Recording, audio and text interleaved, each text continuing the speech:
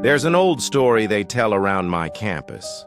Quietly, usually late at night over coffee, or whispered across a dorm hallway when everyone's supposed to be asleep. They say that if you walk far enough past the eastern edge of town, beyond the abandoned rail yard, past the broken chain-link fence and the overgrown wild grass, you'll eventually see it. A train station that doesn't exist on any map. It only appears after midnight, once a month. No lights, no announcements. Just there. Old, dusty, almost Victorian in its architecture, like something torn out of time. The tracks are rusted. The platform looks untouched for decades. But if you're standing there at the right time, 12:16 a.m. exactly, you'll hear it. The low humming screech of metal on metal, a train, moving through the fog. It slows to a stop like it knows you're there. Its windows are tinted and its doors open with a hiss, and sometimes there are people on board. But here's the thing. They don't look excited to see you. They don't wave or smile. In fact, they seem terrified. Some press their palms to the windows, others mouth words you can't hear. A friend of mine, Aaron, once told me he saw it. He never got on, just stood there frozen until it vanished again. I wish I had listened to him, because last Friday night, I found the station and I got on. My name is Elijah, and I'm a second-year student at Westridge University. It's not a fancy school, just one of those small, tree-covered campuses tucked into a quiet Pennsylvania town where nothing big ever happens. Or at least that's what I thought when I first got here.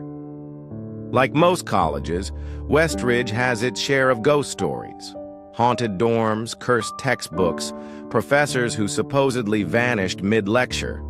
Most of them are just nonsense passed around during freshman orientation or whispered over bad beer at campus parties. But one legend, the midnight station, stood out from the rest. Not because it was more believable, but because of how seriously people spoke about it. No laughter, no smirking, just quiet warnings and hushed voices. The first time I heard it, I was in the dorm lounge with Aaron, my roommate. It was maybe 1:30 a.m. on a Thursday, and we were both struggling through an essay neither of us wanted to write. I don't even remember how the topic came up, but Aaron suddenly went quiet and stared out the window like he was watching for something. "You ever hear about the train?" he asked. I thought he was joking. "What? Like Thomas the Tank Engine?" He didn't laugh. "No," he said. "I mean the train, the one that shows up once a month, off-campus road, past the old rail yard." I looked at him, waiting for the punchline. But his eyes were locked on the fog drifting across the quad outside. "You think it's real?" "I've seen it," he whispered. "But I didn't get on. I almost did. One of the passengers, this woman, she looked right at me through the glass. She was crying, shaking her head like she was warning me. That's when I ran." I didn't press him about it after that. He seemed spooked enough already, and to be honest, I chalked it up to a bad trip or sleep deprivation. Aaron wasn't the type to scare easily, but he also had a tendency to drift into strange territory late at night. I figured it was one of those harmless campus myths, until last week. It started with a Reddit thread. I'd been researching urban legends for a folklore class and came across a post titled, "They boarded the midnight train. I never saw them again."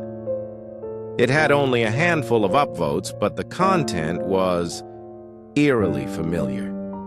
The story matched Aaron's description almost word for word.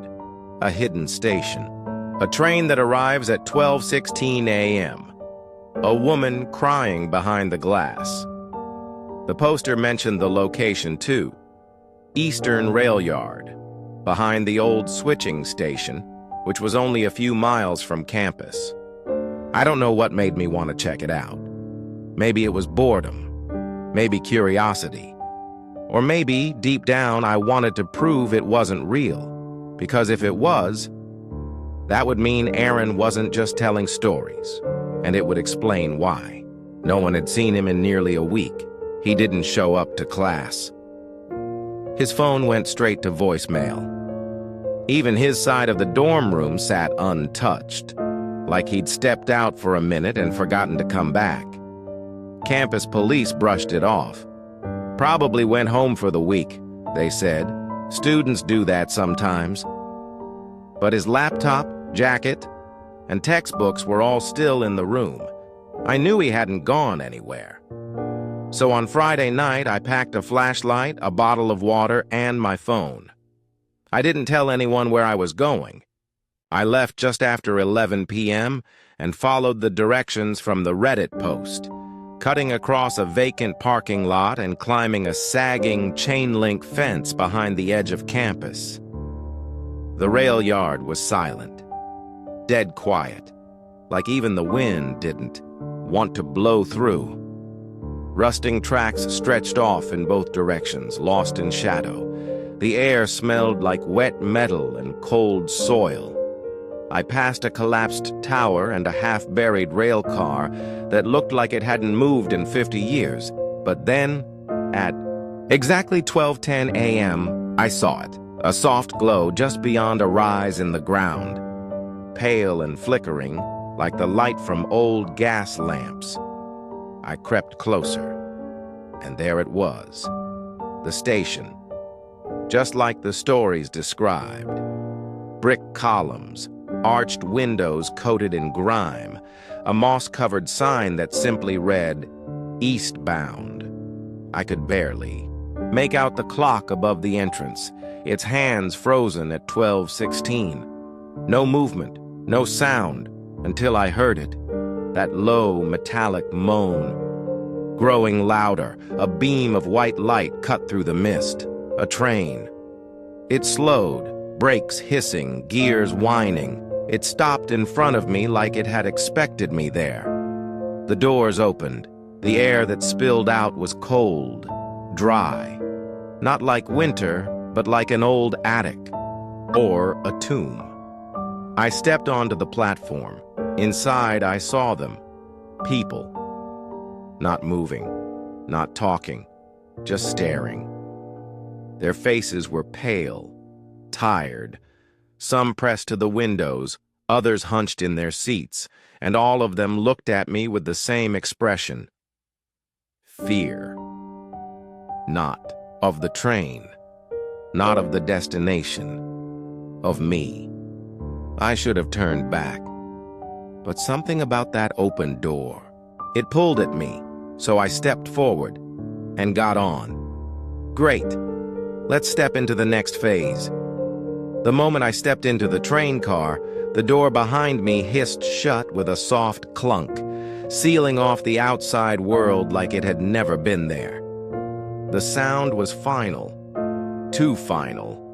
Inside, the air was heavy, thick with something that smelled like old books, candle wax, and rust. The lights overhead flickered dimly, casting long, sluggish shadows down the narrow aisle. Velvet seats stretched in both directions, faded and dusty, with high backs that swallowed up any sense of space. Everything looked antique, not retro, not themed, old authentic, like I had stepped backward in time. The passengers didn't speak. They just watched, eyes wide, unblinking, faces pale as if drained of blood. Their clothes were strange, mismatched, like people from different decades had been sewn into the same moment.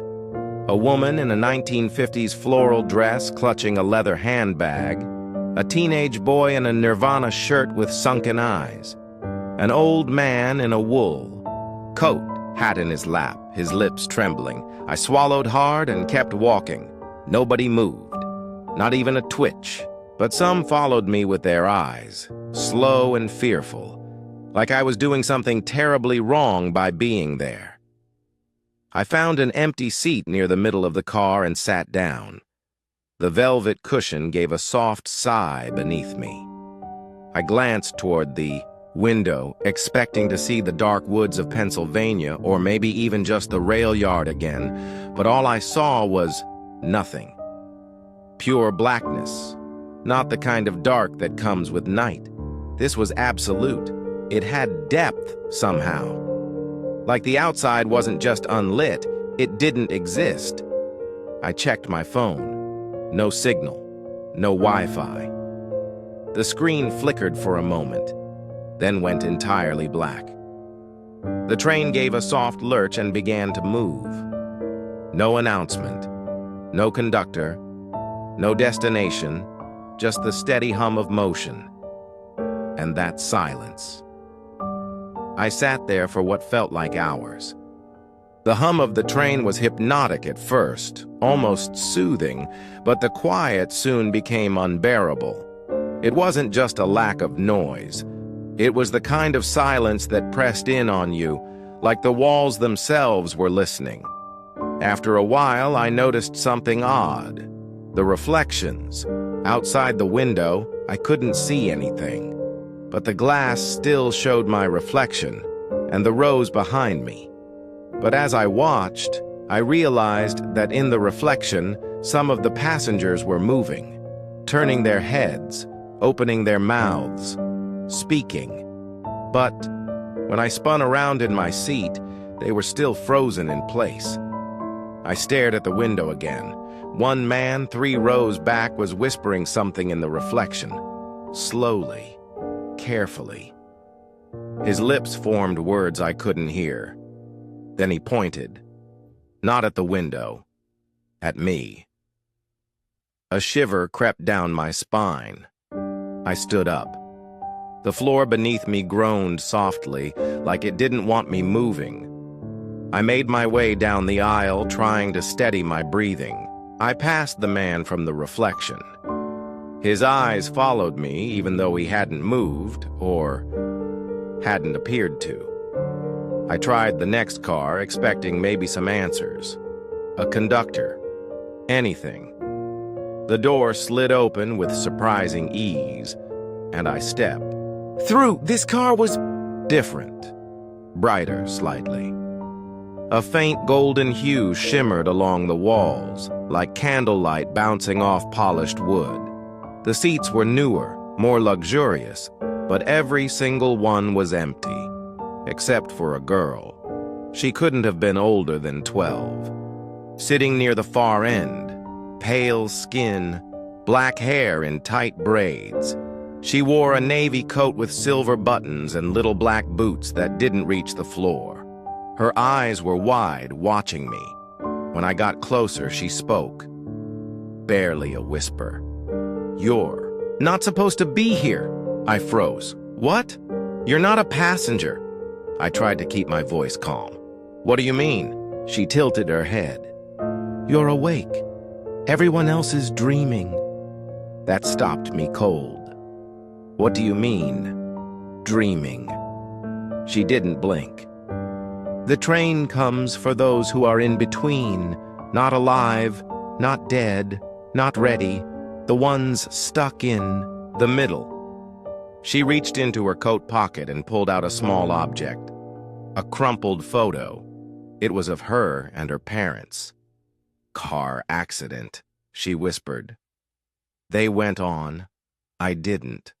Her voice cracked. Now I ride until I forget. I backed away slowly. My legs felt like lead. This is a mistake, I said. I didn't. She nodded. That's why you have to get off before it loops. Loops. If you're still here by the time the train returns to where it began, she said, you forget who you were. You become one of them.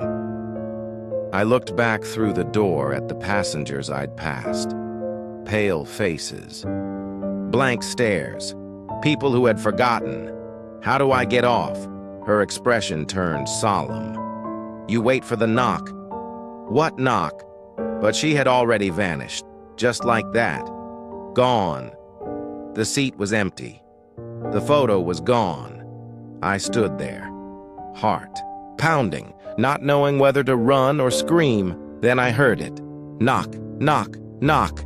3 soft raps, not on a door, not on glass. From beneath my seat, from under the floorboards. Perfect. Let's glide into the shadowy heart of the tale. Knock, knock, knock. It wasn't loud. It wasn't frantic. It was steady, measured, like someone gently reminding me they were still there. I stared at the floor beneath my seat, heart pulsing in my throat. The velvet cushion I'd sat on earlier was now cold, unnaturally so, like it had been left in the snow for hours. I knelt slowly, ears straining. Another knock, and then a whisper just beneath the floorboards. Don't miss your stop. It wasn't the girl's voice. It was older, male, and it came from below, as if the train itself were speaking to me. I pulled at the edge of the rug beneath the seat. Beneath it, wood, aged and dark, split at the seams. I pressed my palm against it. The floor flexed, like there was space beneath it, a hollow cavity, and then, with no sound, no movement, the world around me shifted. Not violently, not all at once. The light dimmed, the windows no longer reflected anything, not even me. Just a slow, seeping blackness like ink spreading through water. The seats looked more decayed, the velvet torn. The scent of wax and rust gave way to something deeper, something like old rot buried deep in damp soil. I stood quickly and turned to run to the next car, but the door was gone. There was no exit, just more seats, rows and rows, stretching forever now, vanishing into that unnatural dark at both ends. I wasn't in a train car anymore. I was in something pretending to be one, and then I saw them again, the passengers. Only now they weren't still. They were all turned toward me, every single one, faces slack, mouths slightly open, no sound. They began to rise. One by one, slowly. No sudden movements, as though they were being lifted by invisible strings. Their eyes never left mine. The teenage boy in the Nirvana shirt took a step forward. His foot made no sound. Then the old woman beside him. Then the man with the trembling lips. They were all walking toward me, united, silent, and then they began to speak, all at once. A whisper. Not loud, but overlapping. Like 100 voices speaking through one another. You shouldn't be here. You never died. You're not ours. I stumbled back. My foot struck something. The photo. The one the girl had shown me. But now, the faces were missing. Just silhouettes. Blurred shadows where people should have been. You must leave, the voices said, still layered, still calm. Or you will remain like us. How? I yelled. How do I leave? They stopped, every face turned, their eyes locked on something behind me. A soft chime rang out, ding, like an elevator bell, and then a door appeared, not the sliding door of the train, a wooden one, with peeling red paint and a small sign nailed above it, Final Exit. It hadn't been there before. I didn't wait. I ran. The whispering grew louder as I sprinted toward the door. The train felt like it was tilting now, warping beneath my feet. The air grew thinner. My lungs ached, the last thing I saw before pushing. Through the door was the girl, standing at the edge of the aisle, eyes sad but no longer scared. She raised one hand as if waving goodbye, and I stepped through. Silence. Not the heavy, suffocating kind I'd felt on the train. This was true. Silence. Peaceful. Breeze brushed my face. Cold, crisp air. I was standing in the middle of the train yard again. Alone. No train. No tracks. Just moonlight overhead and the hum of distant city lights. My phone buzzed in my pocket. Full signal. 1:14 a.m. I checked the time I'd boarded. The train. 3 a.m. Just over an hour. But it had felt like a lifetime. I turned around. There was no door behind. Me. No sign that anything had ever been there. Just the stillness of the Pennsylvania night. But I knew. That train was real. And it would return. For someone else stuck between life and death. Someone wandering too close to the edge of the veil. Someone like me. I didn't speak about the train for days, not to friends, not even to myself. Every time I tried to process what had happened, my thoughts circled like fog over a lake. Never quite settling, never quite lifting. I'd wake in the middle of the night, heart pounding, convinced I could still hear that gentle ding of the train's bell. Sometimes I'd even hear the soft hum of motion outside my window, as if the tracks had followed me home. But there were no tracks, not anymore. I went back to the train yard 3 nights later just to see. The rusted fence was still there. The broken sign still swayed gently in the wind. But beyond that, nothing. No tracks, no platform, not even disturbed gravel, just an open, empty field scattered with forgotten weeds. And yet, something was off. I found a piece of fabric near the spot where I remembered stepping off the train. A scrap of worn velvet, deep red, torn at the edges, the exact color of the seats inside. I didn't touch it. I just stood there, watching it dance slightly in the breeze, like it too remembered. That night, I sat alone in my apartment with all, the lights on, staring at the photo I'd kept, the one I'd grabbed off the train floor without realizing. It looked slightly different now. The people in it were still silhouettes, still faceless. But one figure, toward the far left, looked a little more distinct. A little more familiar. The shoulders, the hair, the jacket. It looked like me. But I never posed for that photo. Did I? I tried burning it. It didn't catch fire. I tried tearing it. The paper wouldn't rip. So I locked it in a drawer and haven't opened it since. The girl from the train? I haven't seen her since that night, but sometimes, when I walk alone past a bus stop or glance through a passing window, I swear, I glimpse her face, and just for a second. A blur of curls, pale skin, and quiet, watchful eyes. Always gone before I can look again. I still take the subway sometimes, but I never ride past midnight, and I never ever fall asleep while riding. Because that train, the one without a destination, the one between this world and the next, is still out there, waiting, and all it takes is one wrong stop. As I walked away from the yard that night, the wind carried something faint in the distance, like a train's whistle, or maybe just a dream too close to memory. I don't know if I'll ever truly escape that night. Maybe the train is still waiting for me, somewhere, just beyond the veil. Maybe it's already found another passenger, another soul lost in between the lines of the living and the dead. But I know one thing for sure. The last stop is always the one you don't see coming.